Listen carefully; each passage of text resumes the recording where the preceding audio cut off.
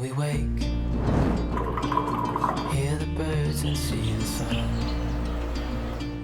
Side by side our fears are done. All the good times just begun. Olá pessoal, tudo bem? Bem-vindo a mais um vídeo. Hoje o assunto é polêmico, gratuidade da justiça versus perícia. Ok, talvez a minha experiência ajude, então vamos lá. Antes de mais nada, não existe perícia gratuita. Isso porque a perícia realizada por particular deve ser custeada pela União, pelo Estado ou pelo Distrito Federal. O problema é que eles têm que adotar uma tabela de acordo com o Tribunal de Justiça ou, na sua ausência, pelo Conselho Nacional de Justiça. E essa tabela, que foi adotada no Tribunal de Justiça de São Paulo, tem valores que variam de R$ 292 a R$ 883, dependendo do valor da causa. Eu até entendo que isso seja o valor disponível nos cofres públicos, porém isso representa de 1 a 13% do total do valor da perícia. Como se fosse um desconto de 99% a 83%. Ninguém chega numa loja e fala assim, ó, meu amigo aqui ele não tem recursos, mas eu vou levar um carro para ele, só que você vai me dar 87% de desconto. Não, ninguém faz isso.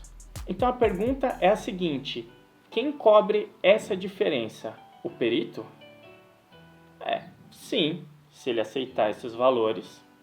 Se nomear ou nomear menos um perito só porque ele não aceita fazer a perícia com esses valores, ou o juiz pode criar uma lista alternativa?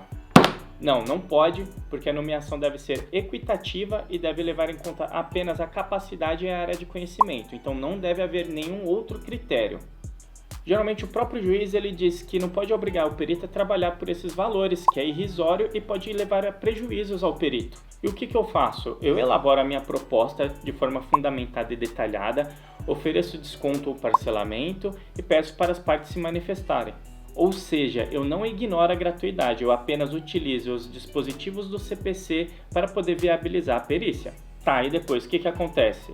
Bom, se as partes não aceitarem, o juiz vai substituindo o perito até que algum aceite. Ou, se ninguém aceitar, esse processo ele pode ser extinto sem resolução do mérito. Ou ainda pode acontecer a conversão da gratuidade da justiça. Mas como assim? Primeiro de tudo, pode ser identificado que foi equivocado o cadastro da gratuidade da justiça no sistema. Outra coisa, o perito ele pode ser reconduzido ao cargo devido a uma revogação da gratuidade da justiça. E por último, e a mais legal, os beneficiários da gratuidade da justiça eles podem entender a sua proposta e resolver pagar por ela ou pelo menos tentar negociar. Eu acho isso muito legal. O ponto aqui é que a gratuidade da justiça ela não deveria influenciar na perícia, mas influencia, infelizmente.